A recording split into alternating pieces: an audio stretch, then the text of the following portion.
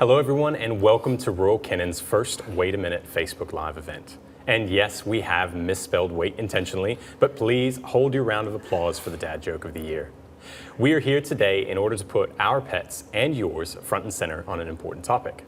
Today, we wanted to discuss all things weight related in regards to your cats and dogs at home. Wait a Minute is a great way to celebrate those pets of a healthy weight across Australia and New Zealand, but it's also an opportunity to consider reflecting on our own pet's weight at home.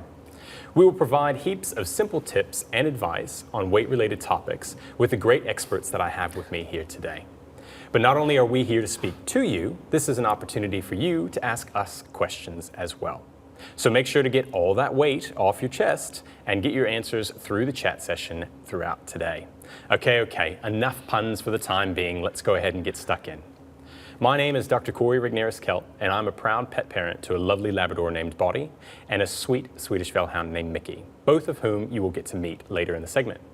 I started my veterinary career as a vet technician back in the US before becoming a qualified veterinarian here in Aotearoa, New Zealand. I now have the amazing career working with the team here at Royal Canin, focusing on all aspects of pet health nutrition. With me today on our expert panel, we have Dr. Stacey Tremain and Kelly McFarlane. Dr. Tremain has joined us today from Rotorua, and he's just opened a new veterinary clinic, the Pet Vet, after operating his own mobile veterinary and surgical service over the last year. Dr. Tremain is a qualified veterinary surgeon with the Australia-New Zealand College of Veterinary Scientists, but his other passion is supporting education for pet care, having featured on several popular New Zealand television shows that you might have actually seen over the years. Welcome, Dr. Stacey. Thanks, Corey. Thanks for having me. Kelly's joined us today locally from Auckland, but originally joined the Kiwi tribe from the UK after qualifying as a vet nurse. She now has more than 20 years of hands-on experience, both nursing and animal behavior.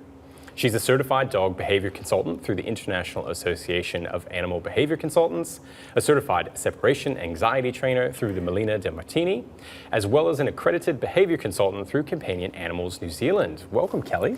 Great to be here. Great to have you both. Really looking forward to it. Wow, and I really do hope that you can just feel that expertise oozing through your devices already. So let's get chatting about all things weight.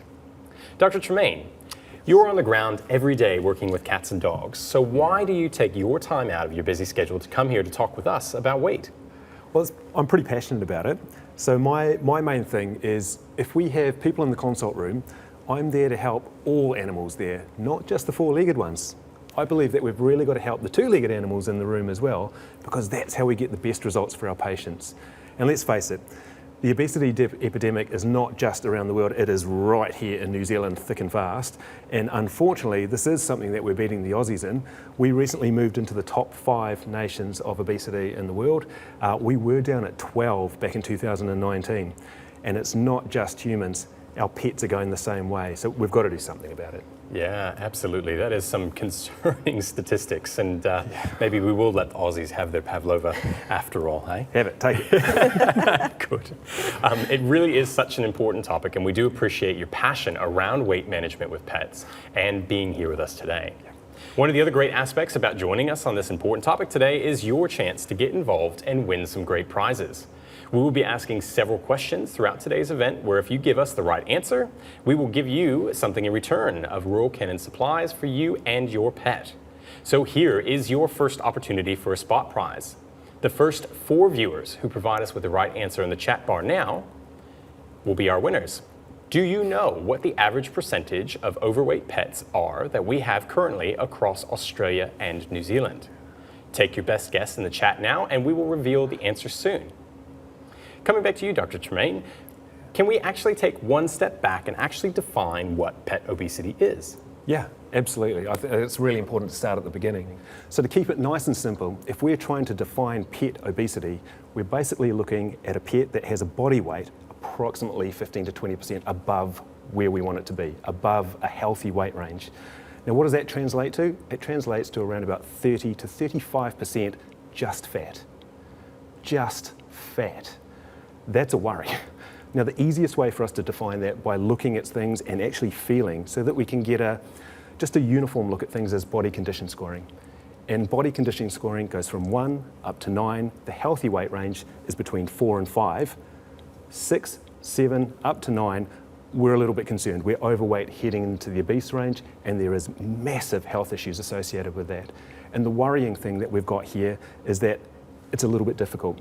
And I think people look at it and go, oh, I don't know if I can do that. So that's why we've got to help today.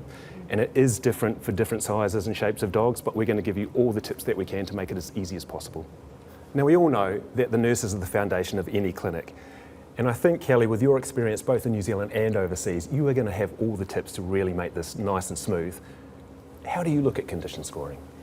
So to do it at home, it's actually fairly simple. To be honest, you're not needing the scales, even though we all think, oh, if we put the animal on the scales, we're going to figure out if it's a little bit overweight or not. But the reality is there's just a few checks that you can do physically on the body. First one is certainly their ribs. So we want to look for, are the ribs pretty much protruding, and if so, that we can really see them. Then we have an issue where the animal's probably a little bit too on the lean side. And also, if you run your hands over the actual ribs, can you feel them is one of the key factors. So a lot of the time, if you can't feel them because there's a lovely layer of fat over there, then you might want to be having a chat maybe with your clinic to see what we can do to potentially reduce the weight. The other thing to look for, which I tend to do personally, is if you look down towards the animal from, from the chest area, does it go from the chest into a lovely, almost little triangle towards the actual waist, and therefore is that nice little dip into the waist area. And then finally, I really like to also look at the tummy. Now, we all love a good tummy tuck, but what we need to look for with the animals is that tummy actually kind of hanging down? Is it a little bit saggy, which sometimes we do see on cats? Or is it, for example, lovely, nice and tight and all sucked up in there? So again, these are just little things to look for at home. Thanks so much for that, Kelly, and it's a really good example of how to walk pet owners at home through that situation, but sometimes we need a little bit of help from a special audience guest. Bonnie, come here. Good girl. So we should probably give a live demonstration with a puppers here. So this is Bonnie, like we mentioned before, one of mine. So she normally really loves her tummy pats. Hey, good girl. Oh, and we've got the other advice here. So this is Mickey. So between the two of them, we'll do some demonstrations with you guys. Dr. Stacey can look after Mickey for a moment, and we'll see if we can get... Come here. Good girl. We'll just have a little bit of chaos over here now. Wonderful. Right, can you stand up for me? Come on. Oh, yes. Yes. Sometimes we have to do body condition scoring upside down with our pets in the vet clinic, but this is very normal. So come on. Could be workable. Good girl. Can you sit? Wonderful. Good job. Can you come say hello to Kelly? Come say hello to Kelly. Right. Where are we going? See if we can get you to come over here. Hello. Ooh, there we go. Thank you. Wonderful job. All right. Can we get you to stand up? Cool.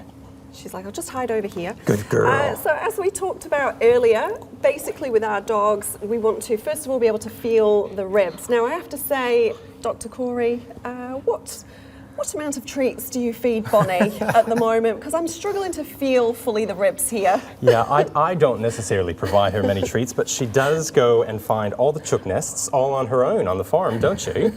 I also see currently as well, you're giving her a little cheeky tummy tuck there, the way you're holding her, and he's trying to pull that waist in. But the reality is, she is a little bit tubby around this area, so not fully tucked in. And also from the top view, as we mentioned as well, we want to also look at that nice triangle and coming out. Now, she's got a slight dip, but again, could do with a few little pounds off here. So to be honest with Bonnie, I would be scoring her a 6. Ooh, a 6. Okay, that's not the worst. That's not the worst case scenario. Hey, good girl. Why don't you come over here? Cool. Can you sit? Wonderful. Stay. Stay. All right, Mr. Mickey. Good girl. Shall we give you a go too, my friend? Right. You can stay involved.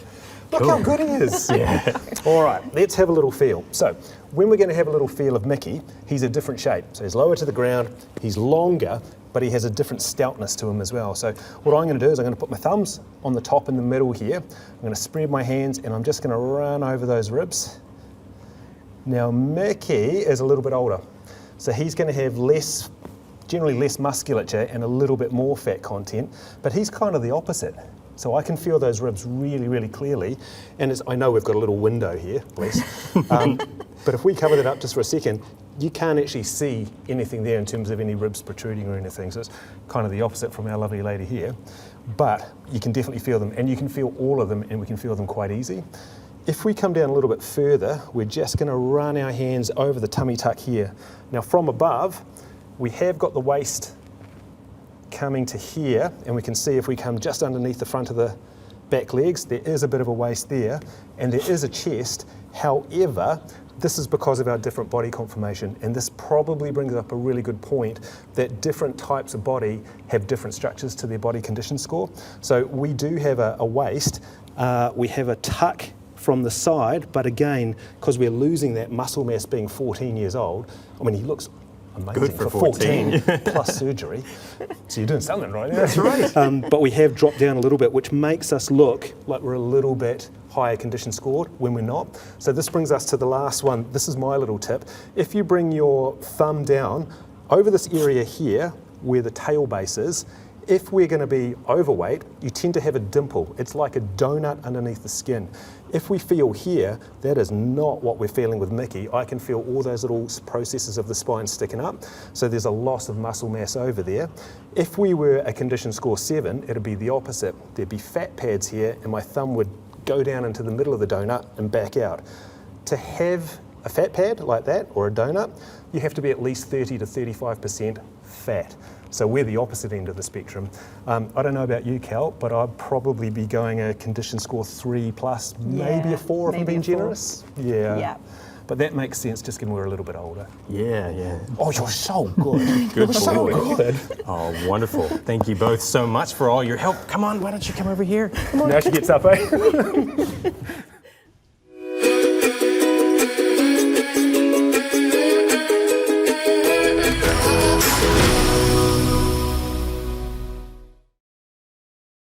Thank you both for that understanding and demonstration, as well as our 2 very special and amenable guests, Bonnie and Mickey.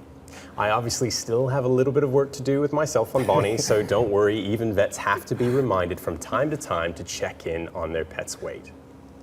Right, team, as this is such an important topic, we want to check your understanding of body condition scoring on your own pets at home. So here's your next chance to win another spot prize. On the screen now, you'll see an image of 3 different cats with 3 different body condition scores. For the first 2 people that can tell us which numbered cat, number 1, 2, or 3, is at an ideal weight, you will be our next winner. While you're looking at that image and getting your response in the chat, Kelly, did you want to tell our viewers the answer to the first question? Yes, absolutely. Now, concerningly, here in New Zealand and across Australia, 50% of cats and dogs were actually classed as being obese or even overweight. Also in Australia, they did a survey in 2019, and they found that 2.5 million dogs and 1.9 million cats were overweight and again, or obese, which, is pretty phenomenal numbers when you look at it. And even here in New Zealand, Massey University also conducted a study, and they found that 63% of cats were overweight. Yeah, just crazy. So with all of those numbers that we've seen on the pets across Australia and New Zealand, can you tell us why, Dr. Tremain, why it's actually an issue that they're carrying a few extra puffy bits around their sides? It doesn't seem like a big deal, does it? Until you start talking about these big numbers. But for me, the real worrying thing is not the big numbers, it's the individual, because that's what we're dealing with as pet owners and as vets. So when you have a look at the individual, why are we so worried about having a few extra pounds, or a few extra kg in our case? If you have a look at the average cat, now in New Zealand, our average cat ranges between 4 to 4.5 kilos, average cat. If that cat were to put on 1 kilo, just 1 kilo, that is the same as us, as average sort of population size, that's the same as us putting on 16 kilos. Goodness. Imagine walking around with 16 bags of sugar or blocks of cheese. Yeah, bugger that, you're going to throw it down after a block, aren't you? That's right. Well, these cats can't, and that's what we're doing to them by putting on 1 kilo of weight. Now, the worrying thing here is not just the fact that we're going to get tired more easily because we've got to lug this around. There's major issues associated with this.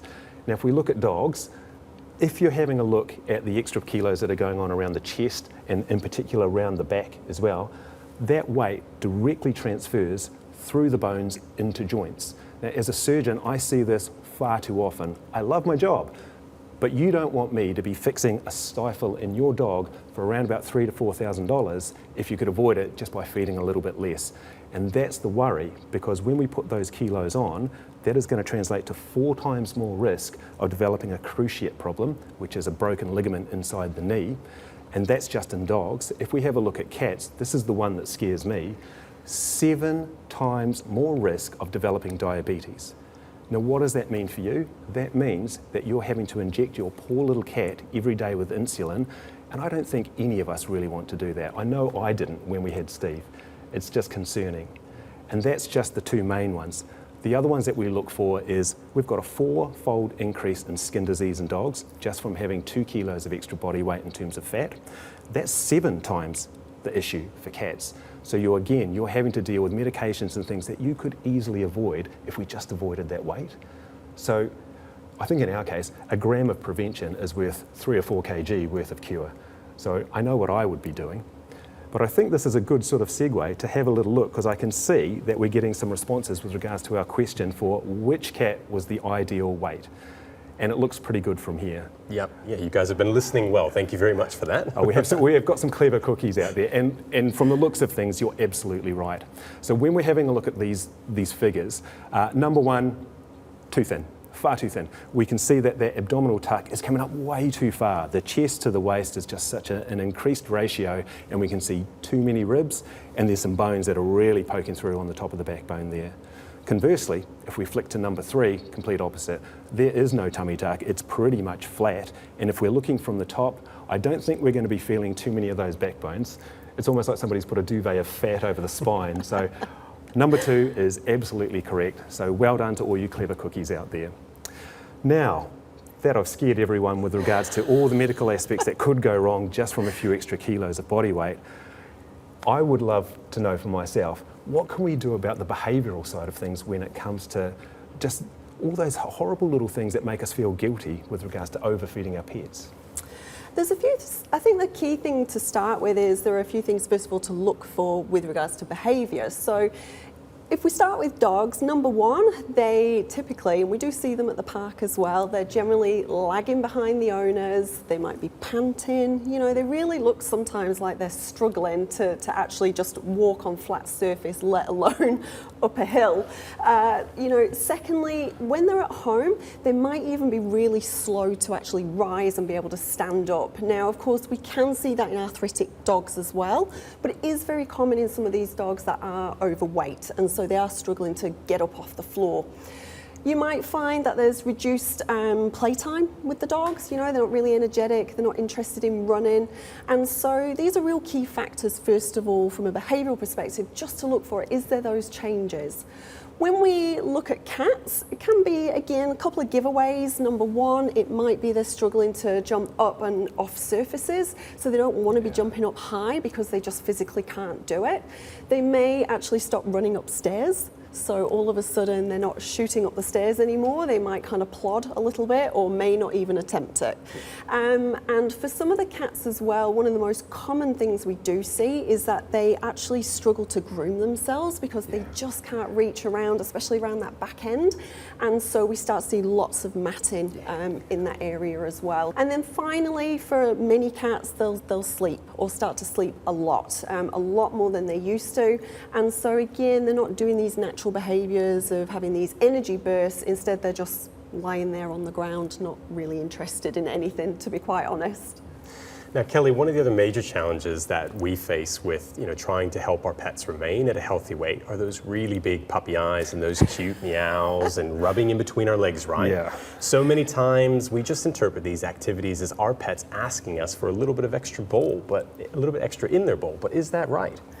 A lot of the time, no, it isn't. Now, don't get me wrong, there are some animals that are figured out fairly quickly if they come along to you and vocalise and start mithering you, that you will head straight to the food cupboard and get their bowl filled up, probably to the top, or you'll give them some treats.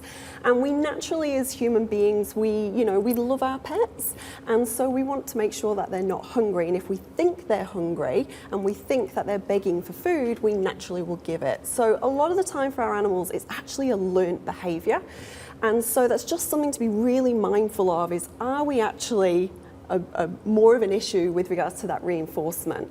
The other thing as well with begging, which is, and again for you guys who have been cat owners, we know many cats wander around that neighbourhood, go to about 4 or 5 different houses, get fed throughout the day. And so again, it's just being mindful of, do we know where your cat actually goes? Do you know, is your local friend next door or someone up the street also feeding your animals? So yeah, so just be aware when it comes to that type of behaviour. You are so right there, Kelly. And I remember coming up not the drive, but the actual road, and just peripherally I was going, Steve is he's in the neighbour's window, just sitting there cleaning himself like this is normal. It's one of those things that it happens to everyone. And I think the other thing that I found really difficult is at times I felt I was being trained, because it is hard to resist when you've got a figure of 8 cat through your legs and you're getting all the treatment, you know what I mean, in terms of all the snuggles, and then coming up and marking your face ever so gently. Oh, all right, mate, because we're social creatures, we want to be friends. But this is where I struggled. How do we know what is behaviour that is I'm hungry versus behaviour that is, hey, I just want some attention? Like, how do we delineate the two? I think it's important if you're not sure, first of all, I always just recommend people go and see your vet, because there are certain health conditions that, yes, can make your animal actually hungry. And so it's really important to rule those type of things out. But what we do find, to be honest, is a high proportion of our pets, even when we look at them, they don't look starved to death, And so the reality is, are they truly hungry? Probably not really. I think, again, it's just good reinforcement. They've trained us. It's humbling, but we have to accept it sometimes. Fair call. They are very manipulative. With a new kitten at home, I can tell you that for sure. Yeah. And also for you, Dr. Corey, being the expert with regards to nutrition, I guess realistically, what kind of tips can you give for our owners at home with regards to, I guess, how much food they should be feeding their pets? Yeah, good question. I do have a couple really simple but key tips that I always provide to all owners, and not just those ones with overweight pets. And that's understand the food label. Most pet foods will have the total daily amounts to feed on the back of pack based on their current weight. But some brands, like the Royal Canin brand, might also have additional information to help you best estimate the total needs for your pet. And they'll have different categories for each weight on the pack that give you the amount to either increase or decrease for the amount of food for an over or an underweight pet as well. So it's important to take note that the volumes on the back of the pet food labels generally are 24-hour feeding amounts, so not per feed amounts. So take a moment when you're next feeding your pet to read the fine text on the back of the bag, as it does vary between products. The reason for the 24-hour amount compared to a per feed amount is that some pet owners prefer to feed once a day, others might feed 2 or even more times a day. So again, that number on the back of the pack in grams is what they should eat each day, not each meal. The second one, measure out the food by weight, not by cups. You could accidentally be overfeeding your pet if you're using a cup or a scoop without weighing the food. This is normal, as every time we scoop, it probably isn't the perfect measurement, like when we're baking a cake at home. At times, we might pull a scoop out that's mounded over the top, and other times we might be in a rush and it's just not quite level, but both are not ideal for our pets. This becomes really important, as if there's several people in the house that are all feeding the pet, especially even more important with kids that are helping to feed, as we know that they like to sneak just that little bit of extra kibble into the bowl. Kelly, we briefly touched on extra feeding before, but given that you're a behaviorist, I imagine that treats and rewards and reinforcements are some of the things that you would normally have in your arsenal. So how do we manage that? Yeah, so certainly I agree with that. Yeah, absolutely. A lot of owners will treat their pets with lots of special food, and that's fine, but you just got to be really careful that you're not exceeding almost over 10% of their kind of calorie requirements for that day. And what tends to happen, and including myself, I've done it as well, we will generally just go, yep, I'm going to train you, I'm going to give you this food, and then we don't actually cut back on their daily ration of their normal biscuits. So it's really important that we do get that balance, because we all love to treat our pet. It's a great way to help with training our animals, but the reality is we've got to be really cautious when we're looking at their actual daily ration of food. That's so true, because I always find that with my clients, when they're in the consult room, I get a little bit of pushback when I do that. So my advice is always, if you're a condition score 7 or over, maybe even a 6 in some cases, you want to feed the total daily amount from the food that you're feeding, and you take the treats from there. And what I always hear is, yeah, but they don't like the treats or they don't like the biscuits as treats, and I want to spoil them.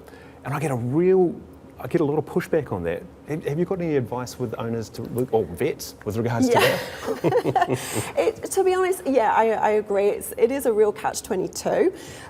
Number one, I would say it really depends on, first of all, what you're actually trying to train your animal to do. So that's the first thing. If you're, just doing some real fun tricks at home and not much distraction, to be honest, they can have their daily kibble. That's not a problem. Majority of animals will work for that anyway. So I tend to say, yeah, it really comes down to, ideally, what life stage is the animal at?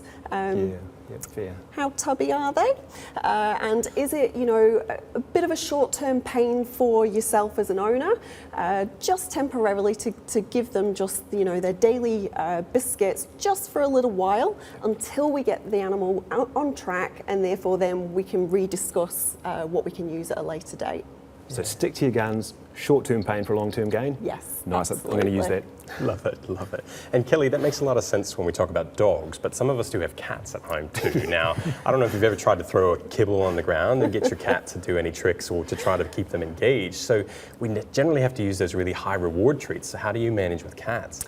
The key thing with cats is, you've got to remember they're little hunters. They should be moving around. So, before you start, I guess, almost getting quite technical with, okay, I'm going to teach them to do high fives and all sorts of stuff, let's just get them moving around the house. So you can just get, the little treat balls where you can put some of their little biscuits in, they can knock it around the room, and it's just a great way to just get them moving, and that's the key thing I find for a majority of cats to begin with.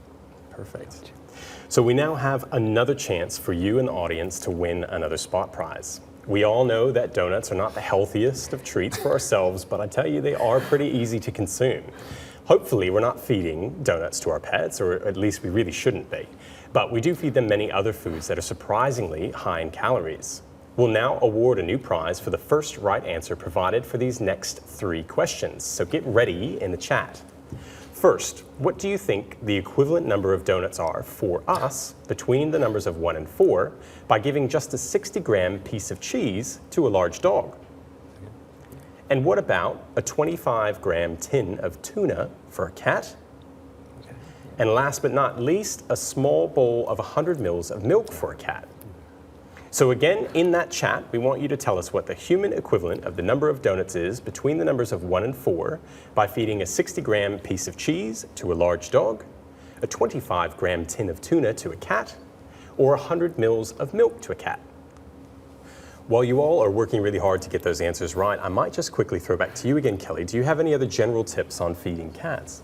Yes, I've got a couple of really good favourites that I love. So number one, interactive feeders. Absolutely brilliant for cats. Not used very often. Usually, in the canine world, everyone uses them for dogs, but let's use them for our cats. They are smart cookies out there. Number two, as I mentioned before, treat balls. Really good. Get your cats moving. That's key to keeping the weight off. And then number three, microchip feeders. I would like to see them become more popular because it's a great way, again, to be able to kind of really make sure that your cat's eating what they should be.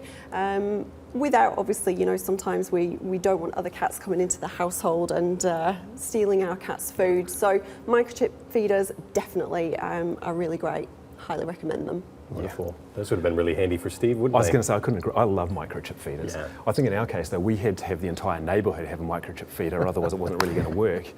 But it's the other thing I really like is the activity balls. Yep. Because it's one of those ones that you're going to, from the other side of things, when you release the dopamine and everyone's just happier, including cats, that's key for us because you've got to enjoy the whole process as well, eh? Yeah. So Stacey, kind of like Steve with those weight loss journeys, well, Steve was a little bit opposite, but I can reflect on the time as well when, another one of the veterinarians actually was really struggling to get weight off the cat. It didn't matter what we were doing. We were using those microchip feeders. We were trying to make sure everything was going well. And they actually put a GoPro camera on the cat and found that he was going around to 4 different households. Yeah. So cats can be really challenging. So how do we go through that weight loss journey with cats? What's funny you mentioned the GoPro, because what we did, we had a diabetic cat, and this is really important so that we make sure that we're not getting overfed. We actually put a little GPS device on the collar, and this is back in the 12 years ago, so they weren't that small. But what we found is that every single day this cat was visiting 4 other properties, and we could see, because we could measure how much time we were actually at each of the properties. So we had to go to each of those properties, knock on the door, and actually ask, look, do you know this cat? Does he? Oh, he comes here every day, and we give him a little something. So we were getting 4 extra meals. I mean, no wonder we couldn't get on top of the diabetes. But once we found out what was going on, through looking at these situations, yes, we got on top of it, but that's what we're up against. So what I do is when I'm trying to support somebody through the journey, and it is a journey, you've actually got to look for those little rewards that you're doing well as a pet owner. And that's where the perseverance comes in, because it's not easy. We've been there. As vets, we know the theory, and it's still hard. So I like to have little check-ins. This is where the nurses are fantastic. They've got the time, the expertise is second to none, including vets, and they can actually give you the blow-by-blow improvements, not just in terms of the weight, it's pretty easy to see, but in terms of the condition score as you're going through. And my tip for you at home is if you're on this journey, every 2 weeks, not every week, but every 2 weeks, take a photo.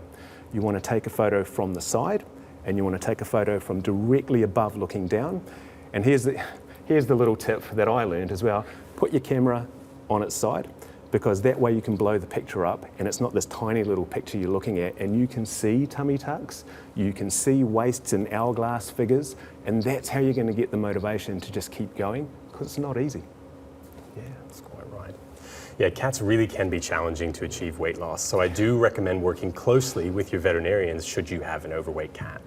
Something else challenging, however, and those questions that we asked earlier about the equivalent number of donuts for the humans and some of those common foods that we offer to our pets. And it's great to see that there's been so many guesses that have been coming through. Now let's share those right answers and see if you happen to be a smart cookie. For the first question, for the 60 grams of cheese for a large dog, the right answer was 2 donuts.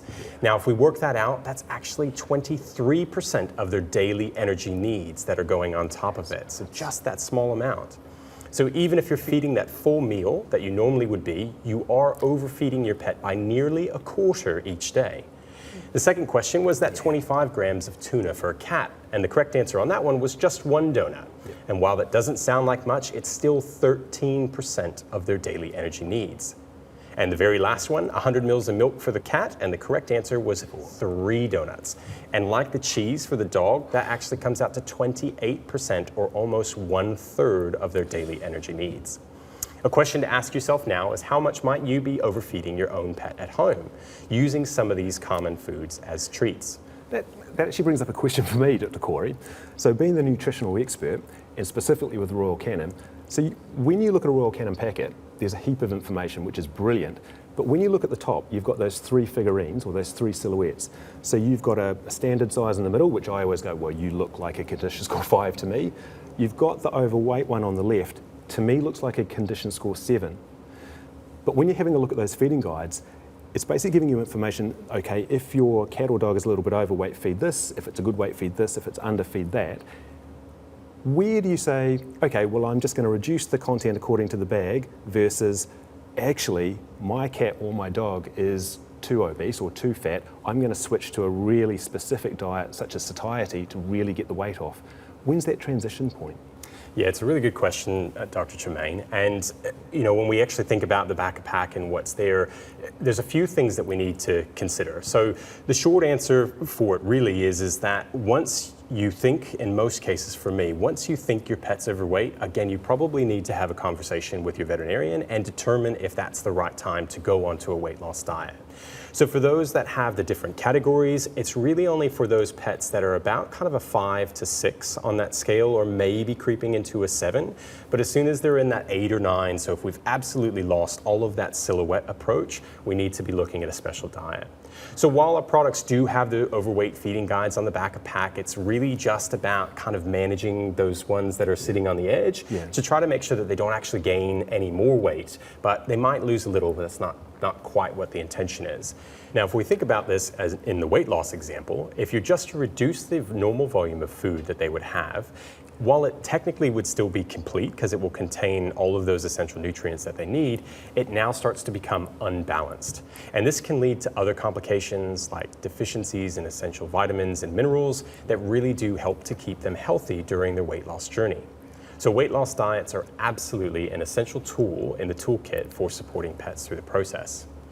And now, here is your last chance to win a spot prize for the event. For the first 5 people that answer this correctly in the chat now, we'll arrange for another spot prize for you. True or false? Excess weight in pets can result in a reduction in lifespan by up to 2.5 years. Jump in the chat and provide your answers now. And before we get to some of the questions from the audience today from our guest speakers, can we quickly chat about healthy weights of puppies and kittens? Yeah, absolutely. Actually, that's a really good point. Puppies and kittens, it's a little bit of a harder prospect. They don't have the abdominal tuck that the adult dogs do. They haven't developed the abdominal musculature for it yet. So it's actually a little bit harder to say, are we overweight, or are we a good situation here with regards to body score? So the tip is, look from the back. So place your pup up on a raised surface, just on the table. You want to look towards the tail, and you're looking at the legs, coming over to the other leg, and the top should be a curve, it shouldn't be a square. If it's a square, it means we've filled out the top of that backbone with a little too much excess fat. And I think before we were talking about a gram of prevention being worth a few kg of cure. Multiply that by 10 for a puppy, because it's so much more important. And as we know, with puppies and kittens, we are growing exponentially through that first 20 weeks of life. We're going to be twice as big as we are at week 8 when we're into week 20. That is enormous. So we've got to be absolutely careful on what we're going to be feeding there. And that probably brings us to a good point with regards to, well, Dr. Corey, if we're tracking overweight as a puppy or a kitten, it's going to be so hard as an adult to get the weight off. And that brings us to the point, well, is the question of if we're going to reduce our lifespan by 2.5 years true? It absolutely is. And in many cases, it's even more so. So I think the 2.5 years probably relates to a Yorkie. Yep. Yeah. I remember that from somewhere. But we're also looking at other small breeds. I mean, if you're going to look at a Chihuahua, that's got to be up around 2.5 years reduction in lifespan as well. And as we know, labs are probably the hardest to control with regards to eating. Now that all starts from when we're a puppy or a kitten, so it all just ties in together nicely. Yeah, it's really important. And the other thing from here when we talk about puppies and kittens is obviously we're going to be working on things like socialization and training. So this goes right back to you yet again, Kelly, is around this. How do we treat and support our puppies and kittens while we're trying to get them through those crucial stages? So certainly for our puppies, we can give them something like the Royal Canin Educ treats. They are low calorie, absolutely great for little training treats for our puppies. Also just be mindful for both kittens and for puppies. Again, don't want to exceed over that 10% with regards to, the calorie intake, and give them a good balanced diet. That's the key. But obviously, again, as both Dr. Corey and Dr. Tremain have mentioned, we do not want to, though, be overfeeding of that very good balanced diet as well. Yeah, great. It's so important. And thank you so much, Dr. Tremain and Kelly, today. I think we've still got just a little bit of time to answer a few questions that have come through from the audience today. So I'd just like to take a moment to get through just a couple of those key ones that have come in. And don't worry, if we don't get a chance to answer your question today, please still put them in the chat and we will make sure to get back to you after the segment's finished. So we promise not to leave any unanswered questions around weight loss in pets for you. We also will have the session recorded and it'll be available online for viewing at a later date. So if you do remember something a bit later and you want to come back and drop in those questions, please do, and we'll get back to you. So the first question that's come in here from the audience today, I might actually throw this one to you, Dr. Tremain. Is diet or exercise more important when it comes to weight loss for a pet? That's a good question, Dr. Corey. Do you know the way I would look at that? Because I'm in my mind, I'm hesitating because I'm trying to, well, which one is more important? I would actually say it's like driving a car. You know, which is more important, the tyres or the steering wheel? They're both pretty important. I mean, if you get one that's out of kilter, you're not going to get to your destination. And I think I'd probably say that with regards to diet and exercise. However, I know that's a little bit of a cop-out. So if you made me choose, I would say exercise, only because that's going to give more than just health benefits. We're actually going to get the mental benefits of getting out and actually exercising to the point where we do release certain neurochemicals when we're exercising, which is just going to reduce, bear with me, the cortisol. And cortisol is very important for laying down fat in inappropriate places such as the abdomen.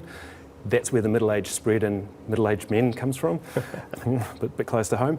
But that's also what happens with regards to our cats and our dogs. So I think we can control things in terms of calories in and calories out by really controlling the calories out. But again, I mean, that's such a slim line. They're both so important. Yeah, you're quite right. You just really can't do one without the other. So that's really good. And another question that we've got that has come through, I might put this one to you, Kelly, actually. And this one might be a challenge for you. So how do I exercise my cat? So again, as we mentioned earlier, it's going back to those natural behaviours. And the key thing is, number one, you know, when we play with our dogs, we always engage with our dogs, and yet somehow with our cats, I don't know why, we just don't tend to do it.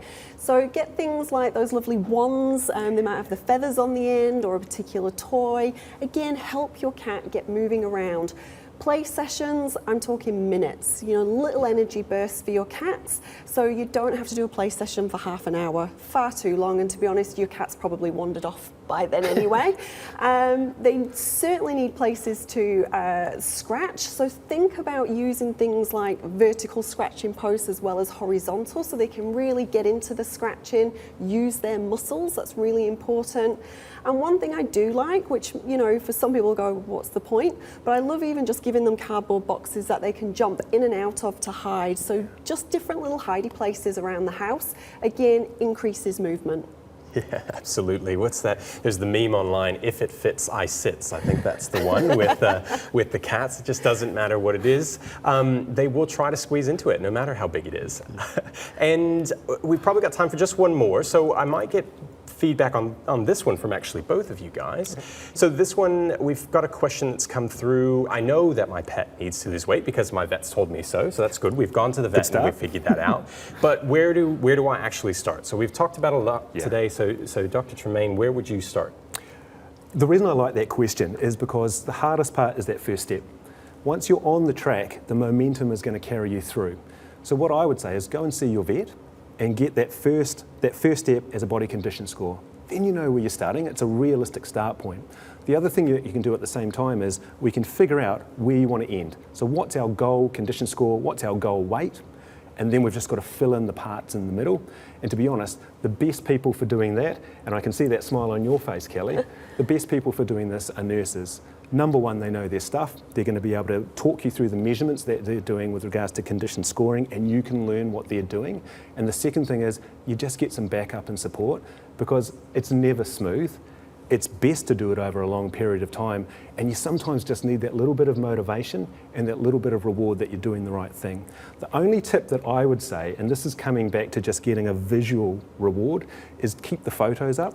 Every 2 weeks, pop the camera out. You can delegate this to the kids. Put it on its side, take a photo from the side and a photo from the top, because when you're flicking through and you're seeing the improvement that you've made over a couple of months, it's going to stir you up to go, this is working, I'm getting there. And I think that's going to carry you through. That's probably where I would start. Yeah. What about you, Kelly? Yeah, I think it goes back to some of the stuff we talked about earlier, just with movement, you know, getting the animals moving, but it's also a really great way to actually get the family moving as well. If there's young children in the household, it's actually amazing how creative they can actually be with the type of games they can come up with for their pet. So I think, again, you know, having all the family on board, everyone being part of that journey with their animal, honestly can make a massive difference. So yeah, I think get creative, get the kids making up some games and just basically have fun. Love that. That's a really good point about getting the whole family involved, because if the whole family is involved, you know there's always the random treater. Oh, it wasn't me, but all of a sudden the food's gone down by 1/10. It's never anybody, but if we get the whole family on board, including the kids, yeah, you're right, that's how you're going to get success long term. Absolutely. Yeah, it is truly a journey for the whole weight loss purpose and getting our pets on track. And like you mentioned at the very beginning, it's not just the pets, but we need to get those pet owners like yourselves involved, because we do actually know that the motivation of yourself is what's going to be the most important for making sure that we keep our pets at a healthy weight. And that is all the time that we have for today. But I just wanted to take a moment to thank both Kelly and Dr. Tremain for spending time with us here at Royal Canin on such an important topic. I'm sure we've only just skimmed the surface on healthy weight in pets, and we probably could be here all day. But we wanted to thank you as the viewers out there as well for joining us to learn more about how to manage your pet's weight at home, and when it's also a good time to reach out for some additional support with either your veterinarian or your vet nurse. It's been great to see so much engagement coming through in the chat today, and another big shout out to all of those that attempted our pop quizzes. We'll be in contact with each one of the prize winners after we close out here today to arrange those spot prizes to be sent to you. If you ever have any questions about pet nutrition, make sure to speak to your veterinarian. And if you've got further questions specifically around the Royal Canin weight loss and weight management nutritional solutions, please feel free to get in touch with us directly using the contact details below, and we'll do our best to support you as best we can.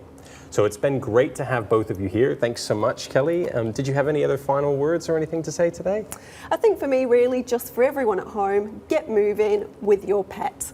Love that. Nice and simple. And Dr. Stacey, what about you? Yeah, I love that too. But I just wanted to say thanks for having me, because the reason I wanted to come on with Royal Canin is you actually saved little Steve twice. Probably haven't mentioned it before, but he wasn't eating and he wasn't doing well, and sensitivity control and gastrointestinal turned him around. So I just wanted to say thanks very much for that, and I couldn't agree more. I think if you're looking at an obesity problem, it is pretty stressful. Keep moving, and you've got some great diets out there, such as satiety weight management, that could really help. Lovely. Oh, that's so good. Yeah, we did have some pretty good chats about we Steve, did. So, oh, that's wonderful. So once again, thank you all so much for your care and attention on this topic, as it was our first successful Wait a Minute event. Noho ora mai, take care, look after yourself, and goodbye from the team here at Royal Canin.